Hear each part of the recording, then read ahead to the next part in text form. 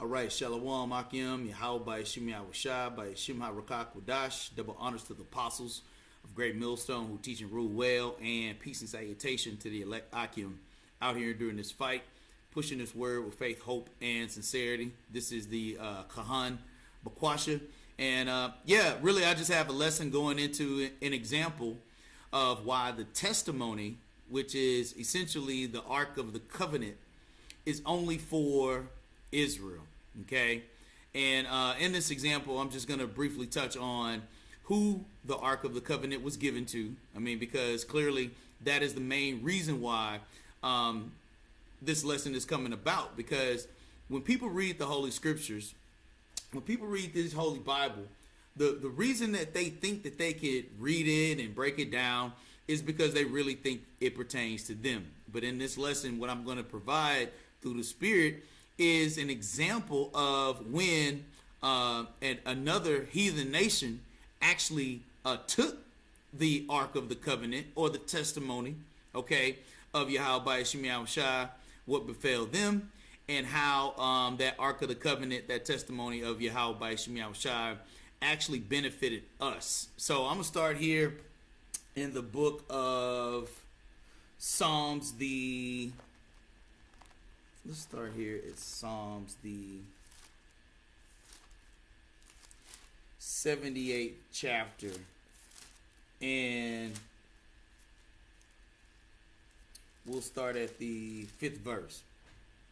It says, "For he established a testimony in Jacob," Jacob being you so-called Negroes, Latinos, and Native Americans.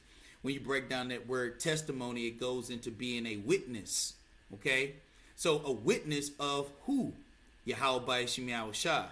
So for he established a testimony or a witness in Jacob and appointed a law in Israel, which he commanded our fathers that they should make them known to their children. Okay, so unless you're a so-called Negro, Latino, or Native American on your father's side, okay, you are not a witness to Yahawashi. Henceforth, these scriptures, this Ark of the Covenant, this testimony does not apply to you. Okay, this is a Hebrew Bible specifically for Hebrew Israelites only, not for Hebrew Edomites, not for Hamites, not for Cushites, not for any of the rest of you other heathen nations. Okay, but let's prove that by getting Numbers chapter 10, verse, I'm going to start at verse 32. It says, It says, and it shall be, if thou go with us, yea, it shall be, that what goodness the Lord shall do unto us, the same will we do unto thee. And they departed from the mount of the Lord 3 days' journey, and the Ark of the Covenant of the Lord went before them in 3 days' journey to search out a resting place for them. And the cloud of the Lord was upon them by day when they went out of the camp. Now, of course, this is talking about how the Ark of the Covenant was initially even set up by Moses, okay? But it's showing how this Ark of the Covenant was only given unto Israelites, okay? The book of Numbers goes into the chronological sequence of our forefathers, Israelites, which is the reason why when I read in Psalms, the 78th chapter, in the 5th verse, it says that this testimony was going to be given unto Jacob and appointed a law unto Israel, to where we're going to teach our children the same laws, statutes, and commandments. Okay, it's specific to Jacob and specific to Israel, but here we're talking about the Ark of the Covenant. And it says, this is Numbers 10 and 33, and they departed from the mount of the Lord 3 days' journey, and the Ark of the Covenant of the Lord went before them in the 3 days' journey to search out a resting place for them. Okay, this is talking about Israelites only. So let's get I want to get the book of Joshua now, because I want to give you an example of how the Ark of the Covenant, or that testimony, the words of Yahawashi benefited Israelites, okay? And it does not benefit you other heathen nations, okay? So let's start here in Joshua, the 3rd chapter, and I'm going to start at verse 6. It says, "And Joshua spake unto the priests, saying, Take up the ark of the covenant, and pass over before the people. And they took up the ark of the covenant, and went before the people." Verse 7, "And the Lord said unto Joshua, This day will I begin to magnify thee in the sight of all Israel, that they may know that as I was with Moses, so will I be with thee." Once again, a continuation from Moses, and Aaron being a part of the Levitical priesthood. Now that Ark of the Covenant being given unto Joshua, okay? And as it was given unto Joshua, basically he was in the responsibility of taking care of it, okay? Which is the reason why Moses dealt directly with Joshua, okay? Verse 8, it says, "And thou shalt command the priests that bear the ark of the covenant, saying, When ye are come to the brink of the water of Jordan, ye shall stand still in Jordan. And Joshua said unto the children of Israel," once again, notice it's not talking about any other nations. It's not talking about Hamites, it's not talking about Edomites, it's not talking about Amalekites. It's always referring to the children of Israel, okay? Because that is who the testimony is for, okay? It says, "And Joshua said unto the children of Israel, Come hither, and hear the words of the Lord your God. And Joshua said, Hereby ye shall know that the living power is among you, and that he will without fail drive out from before you the Canaanites, and the Hittites, and the Hivites, and the Perizzites, and the Girgashites, and the Amorites, and the Jebusites." So the Lord is going to drive these other heathen nations away from Israel, okay? That was a part of the protection of the Ark of the Covenant. The presence of Yahawah was in that Ark of the Covenant, okay? It says, verse 11, "Behold, the Ark of the Covenant, even the Lord of all the earth, passeth over before you into Jordan. Now therefore take ye 12 men out of the 12 tribes of Israel," specifically Israel, Israelites only, okay? "Out of every tribe of man. And it shall come to pass, as soon as the soles of the feet of the priests that bear the ark of the covenant, that bear the ark of the Lord of all the earth, shall rest in the waters of Jordan, that the waters of Jordan shall be cut off from the waters that come down from above, and they shall stand upon an heap." So basically, because we had the Ark of the Covenant and the priests set their foot in the waters of Jordan, the waters in themselves made a path to where the water stood up, just like it was in regards to the Red Sea. Another reference of how, as Moses was leading our people out of Egypt, the same thing in which happened to Moses indirectly happened to Joshua, okay, because of that presence, that Ark of the Covenant of Yahawashi was with them, okay? The significance of why that power of the Ark of the Covenant was specifically for Israelites, because it drove away all the rest of those other heathen nations, the Canaanites, the Hittites, the Hivites, the Jebusites, Perizzites,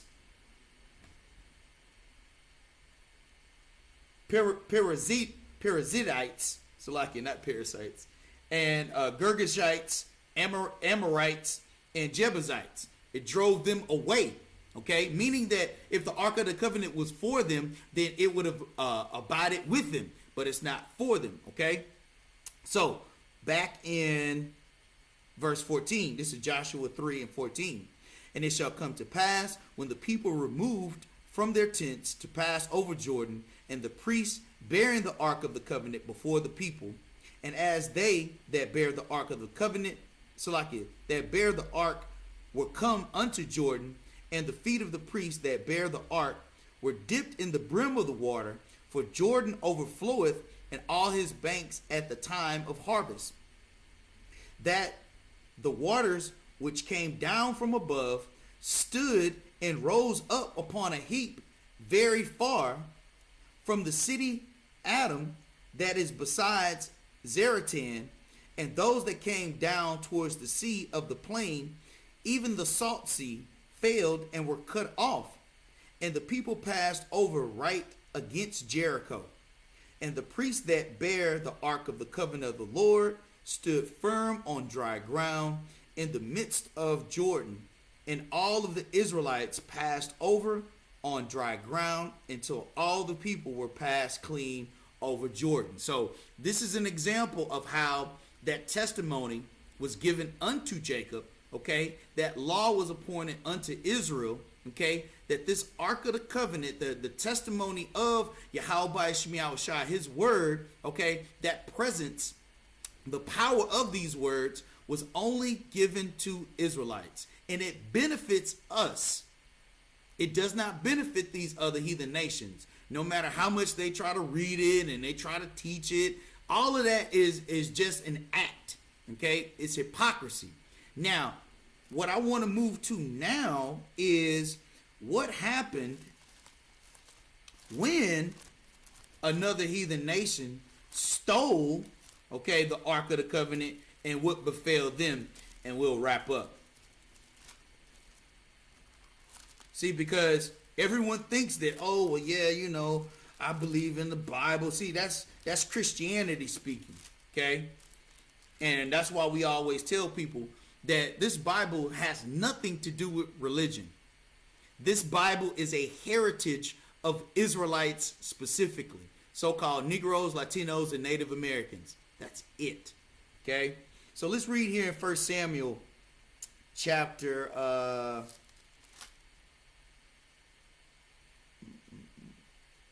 start at verse 3, chapter 3. And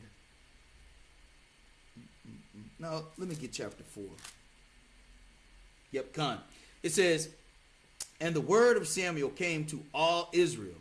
Now Israel went out against the Philistines to battle and pitched besides Ebenezer, and the Philistines pitched in Aphek. Okay, so the Philistines being the modern day Hamites. Okay, you know, the Africans. Okay, and so verse 2 says, and the Philistines put themselves in array against Israel, and when they joined battle, Israel was smitten before the Philistines, and they slew of the army of the field about 4,000 men. And when the people were come into the camp, the elders of Israel said, wherefore hath the Lord smitten us today before the Philistines? Let us fetch the ark of the covenant of the Lord out of Shiloh unto us, that when it come among us, it may save us out of the hand of our enemies. So these Hamites knew the power of that Ark of the Covenant, okay, because they knew of the presence of the spirit of Yahawashi and how we were delivered from the Egyptians. Okay, that was a common thing, that when people saw Israelites, they knew that we were delivered from the hands of that great power Pharaoh and the Egyptians. But let's continue on, and this will be a little bit more parabolic. Okay,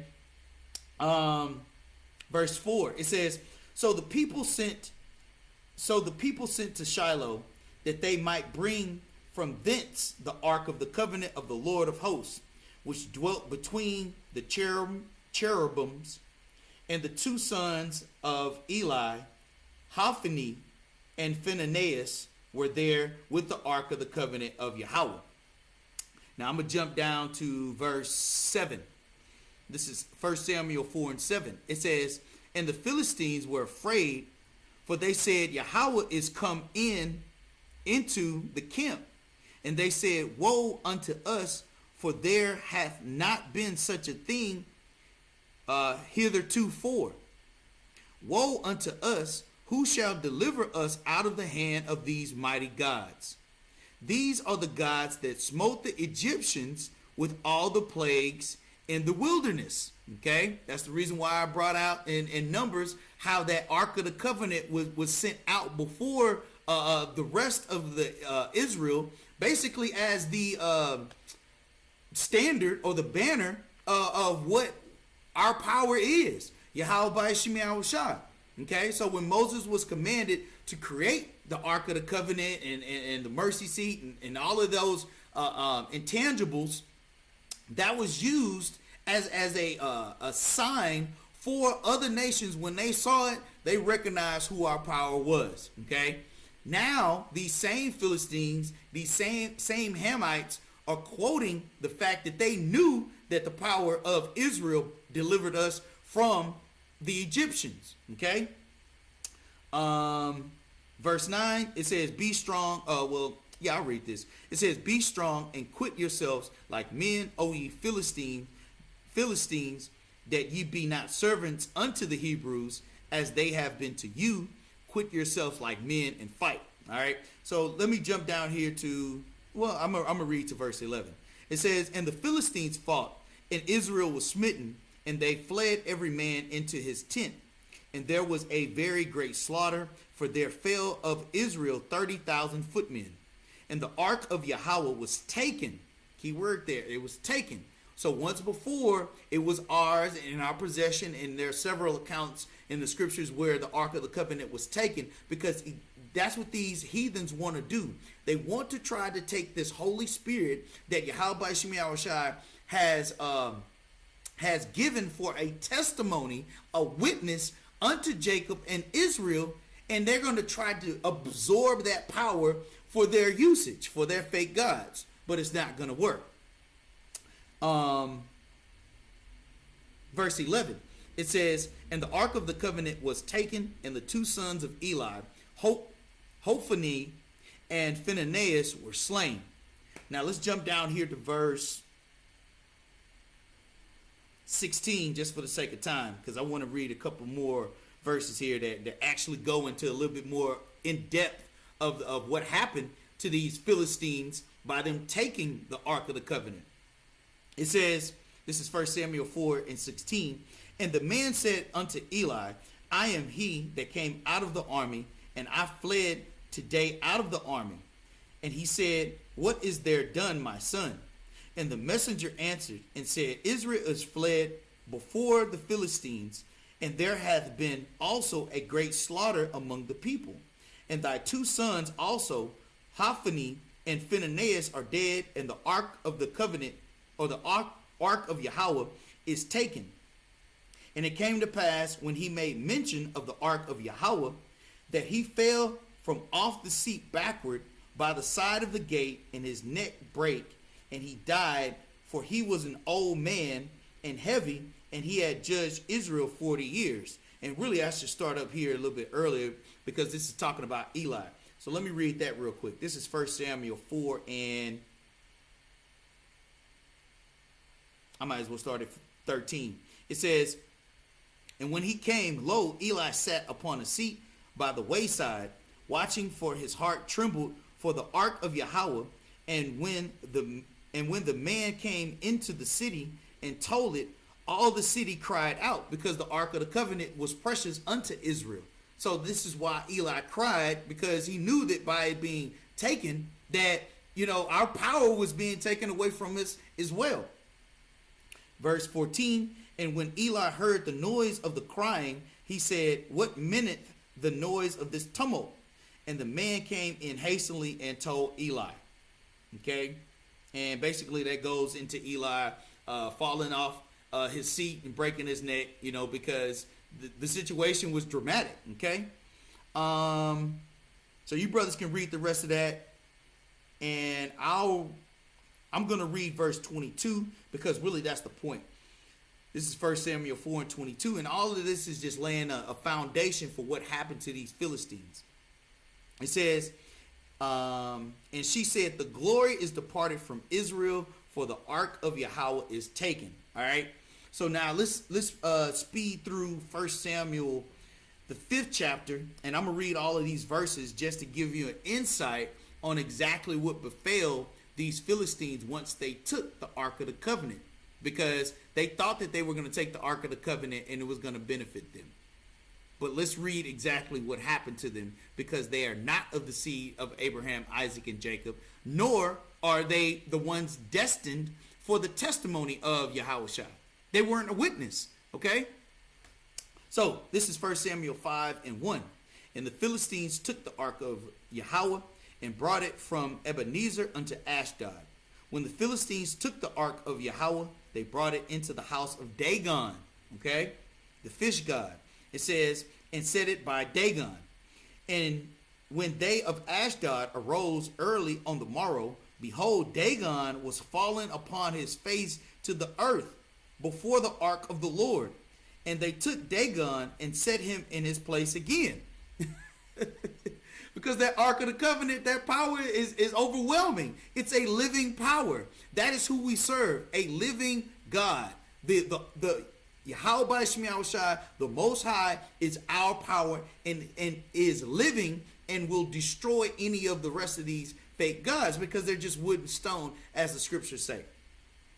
Verse 4, it says, and when they arose early on the morrow morning, behold, Dagon was fallen upon his face to the ground before the ark of the Lord, and the head of Dagon and both the palms of his hands were cut off by the threshold. Only the stump of Dagon was left to him. Going to show you, once you took something that doesn't belong to you, now these curses are going to befall you, because it's not yours and it was never meant for you. These holy scriptures, Yahawashi, none of these things are rightfully anyone else's aside from Israel. Let's jump down to verse 7, just for the sake of time. It says, and when the men of Ashdod saw that it was so, I got to read verse 5. It says, therefore, neither the priests of Dagon nor any that come into Dagon's house tread on the threshold of Dagon and Ashdod unto this day. But the hand of the Lord was heavy upon them of Ashdod, and he destroyed them and smote them with emerods. So Yahawashi gave them hemorrhoids, okay? Even Ashdod and the coast thereof. And when the men of Ashdod saw that it was so, they said, the ark of the God of Israel shall not abide with us, for his hand is sore upon us and upon Dagon our God. We getting jacked up, man. The Lord got our rear ends, swelling up. Verse 8. They sent therefore and gathered all the lords of the Philistines unto them and said, what shall we do with the ark of the Salakia? What shall we do with the ark of the God of Israel? And they answered, let the ark of the God of Israel be carried about unto Gath. And they carried the ark of the God of Israel about thither. And it was so that after they had carried it about, the hand of the Lord was against the city with a very great destruction. And he smote the men of the city, both small and great, and they had hemorrhoids in their secret parts. Verse 10, therefore they sent the ark of Yahawah to Ekron, and it came to pass, as the ark of Yahawah came to Ekron, the Ekronites cried out, saying, they have brought about the ark of the power of Israel to us, to slay us and our people. They were like, I don't want none of that. So they sent and gathered together all the lords of the Philistines and said, send away the ark of the power of Israel and let it go again to his own place, that it slay us not and our people. For there was a deadly destruction throughout all the city. So basically, these other heathen nations, the Ekronites, they sitting up there looking like, nah, bro, look, we see the destruction that's befallen, you Philistines. We don't want none of that smoke, literally. Nor do we want, we don't want to be butthurt. It says, for there was a deadly destruction throughout all the city. The hand of Yahawah was very heavy there. And the men that died not were smitten with hemorrhoids. Yahawashi was giving them hemorrhoids, bro. You want to take the Ark of the Covenant that's not meant for you? You want to steal it? All right, cool. This is what it comes with, okay? Destruction and, a lot of pain in your secret parts. Verse 12, and the men that died not were smitten with the emerods, and they cried of the city upon Salakia. And the cry of the city went up to heaven. Okay. I'm going to read a little bit of 1 Samuel 6. I just want to make a couple points and then we'll wrap up. This is 1 Samuel chapter 6, verse 1. It says, and the ark of the Lord was in the country of the Philistines 7 months. So even after they were getting plagued with all of these, emerods and destruction, they kept it 7 months. So let's see what happens. And the Philistines called for the priests and the diviners saying, what shall we do to the ark of the Lord? Tell us wherewith we shall send it to his place.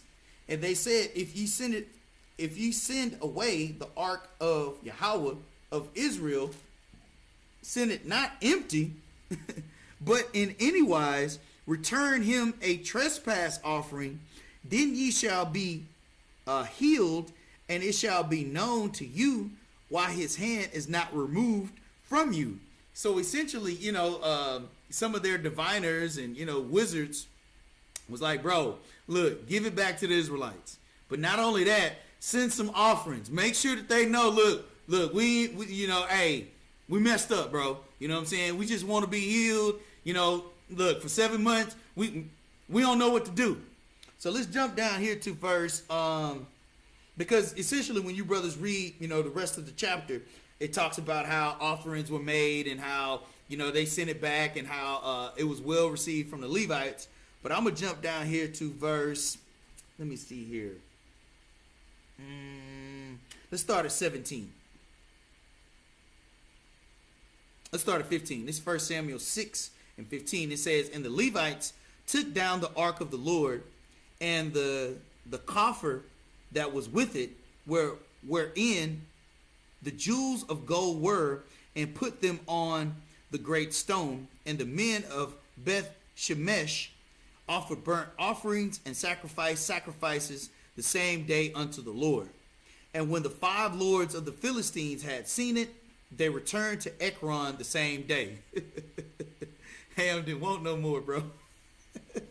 You damn heathens. It says, and these are the golden emerods which the Philistines returned for a trespass offering unto the Lord, for Ashdod 1, for Gaza 1, for Ashkelon 1, for Gath 1, for Ekron 1.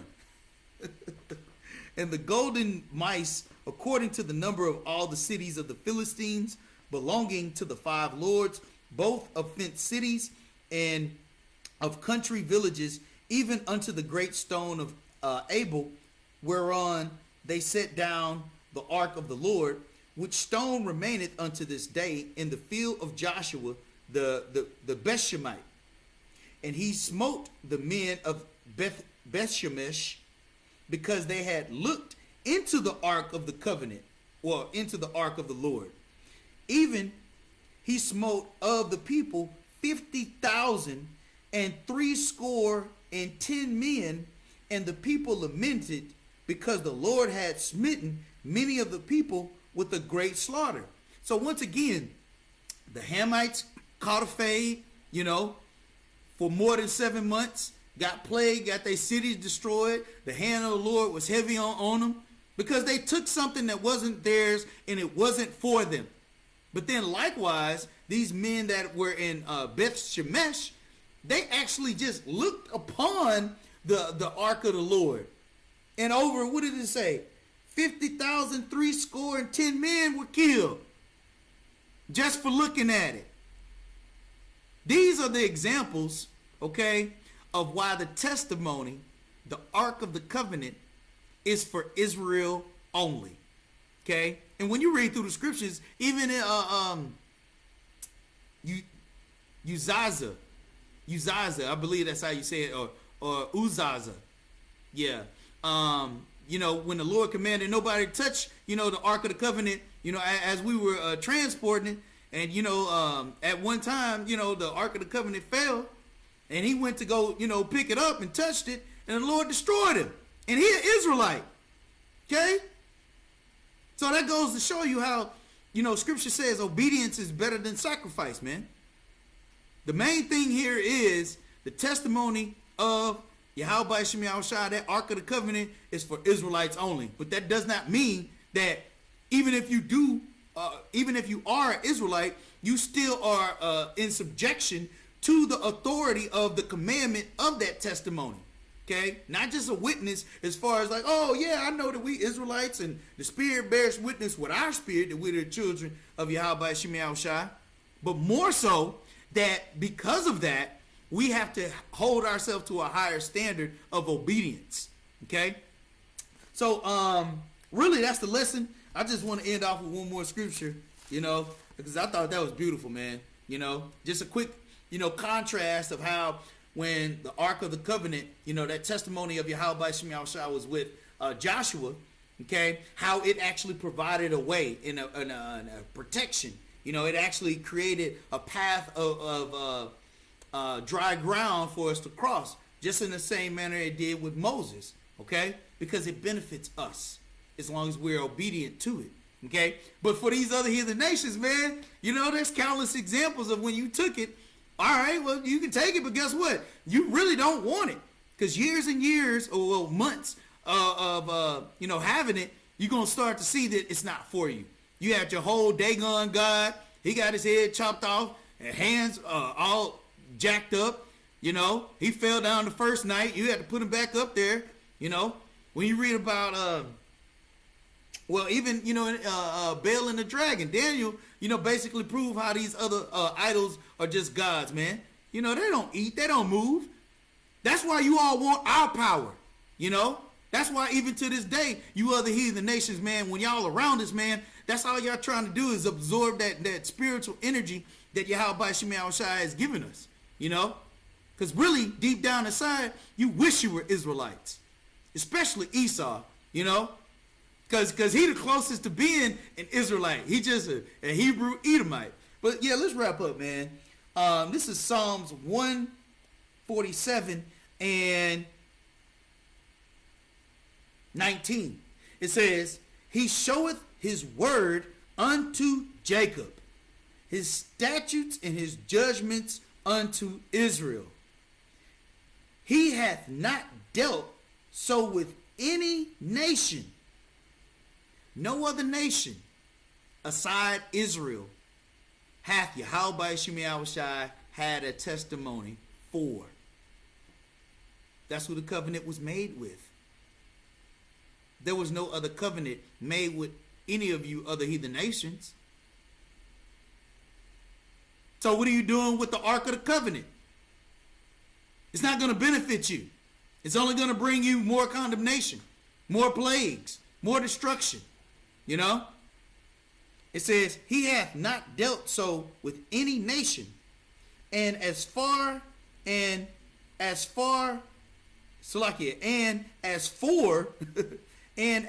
his judgments, they have not known them. Praise ye the Lord. So you, even if you were to get these holy scriptures, bro, you're not gonna know them, because you don't have that testimony. You weren't a witness. You weren't predestined. None of these things in which the Holy Bible of Hebrews, okay, are prescribed, can you align with? Okay?